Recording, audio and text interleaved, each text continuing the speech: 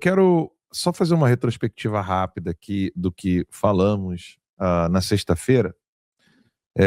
Esse aqui é o Conversa Timeline, que será distribuído em breve para os nossos assinantes, né? Então, tá aí todo o Conversa Timeline, que nós falamos sobre o que vem a ser o conceito de terrorismo de Estado. Rapaz, tá chique, hein? O que é a definição técnica disso, o modus operandi, o contexto, quando a máquina estatal começa a trabalhar como um terrorismo de Estado. Falamos daquele deboche na USP, né? Muita gente para prender, muita multa para aplicar, Alexandre de Moraes. Foi dado aqui o exemplo que eu falei, né, da questão do Agritudo Animalis e do Rei Bianchi, que falou da Hannah Arendt, da banalidade do mal. As vítimas, né, que estavam ali se usando do caso do próprio Jair Messias Bolsonaro na cadeia. Falamos do gabinete da obstrução do Lula, para poder tentar frear isso aí. Falaremos ainda muito mais da questão do Banco Master, a ligação do Dias Toffoli, do PCC, o gabinete de crise lá do Lula, o INSS. Falamos também daquela delegada do PCC. Então, falamos do livro, né, calado aí, censurado, do Silvio Navarro. Por que querem calar esse livro? Por que não querem mais publicar? Falamos da cumplicidade da imprensa e falamos da questão por que nós precisamos estar fortes em relação ao Flávio Bolsonaro. Fizemos críticas e mostramos para que a timeline está aí na luta, na batalha. E, além disso, né, deixa eu só mostrar aqui para vocês, rapidinho, que eu preciso fazer isso aqui um de cada vez. Muito bem. E eu quero destaque nisso aqui, né, que é a questão do maior escândalo financeiro do Brasil, que é o Banco Master, né? Fizemos um dossiê exclusivo que será entregue para os assinantes.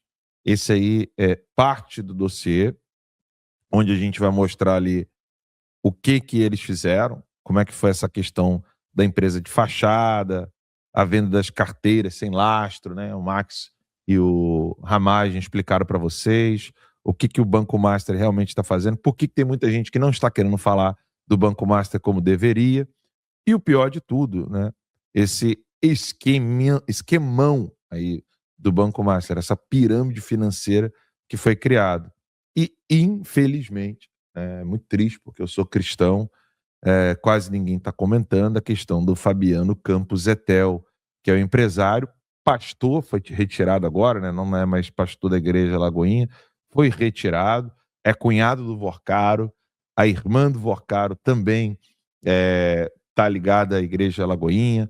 O Daniel Vorcaro tinha programa na TV da Lagoinha, o pai do Daniel Vorcaro é um dos financiadores da TV da Lagoinha, e a tentativa de fuga dele, quando ele tentou sair num jato privado no aeroporto de Guarulhos, indo para Dubai. E por que a imprensa não está falando muito sobre isso? O Banco de Deus, né, que teve aquele clava forte ali do André Valadão, foi tirado o banco do ar. A gente está querendo contato, mas não estamos conseguindo. Henrique Vorcaro teria quitado uma dívida de uma BMW de André Valadão. Tem muita coisa para falar disso aí. A blindagem institucional que eles conseguiram contratando a mulher do Alexandre de Moraes por 129 milhões, um contrato completamente abjeto. A gente sabe muito bem que não existe 129 milhões para uma açãozinha, e ela nem está no corpo jurídico da empresa. E nem é isso tudo como advogado? Exato. Tá aqui isso é tudo parte do dossiê que nós vamos entregar para os nossos seguidores, tanto essas imagens como o dossiê em texto mesmo, lá na parte de dossiês da timeline. A blindagem que foi feita no STF e na Polícia Federal, as provas lacradas, o fato deles terem ordenado que tudo ficasse sob custódia do STF, impedindo o acesso imediato dos peritos da própria Polícia Federal.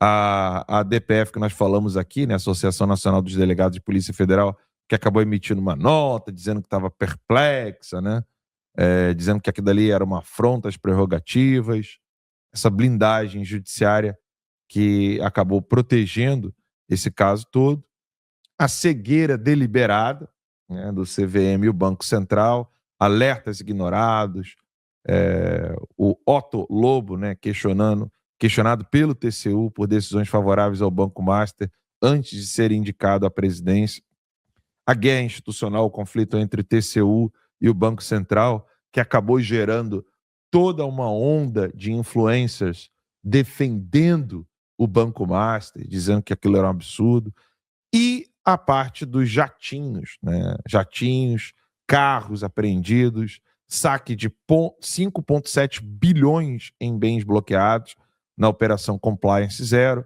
Os alvos eram Daniel Vorcaro, Nelson Tanuri e João Carlos Mansur. Gravem esses nomes, né? E depois os investidores que, né, perderam ali, o Zetel, que fretava os jatos para o Oriente Médio, lá para Dubai, e Vorcaro, que tentava vender o patrimônio. Tem muita gente voando nesses jatinhos. Eu estou levantando o nome de todo mundo.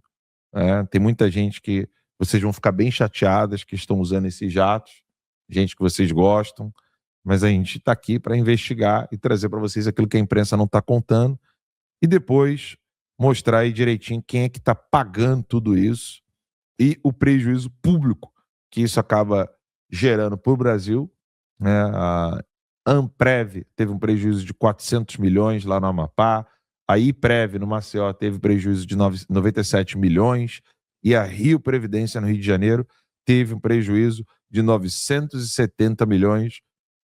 A gente sabe aí que dos fundos de pensão de servidores estaduais e municipais acabaram perdendo 1,86 bilhão de reais sem cobertura do FGC.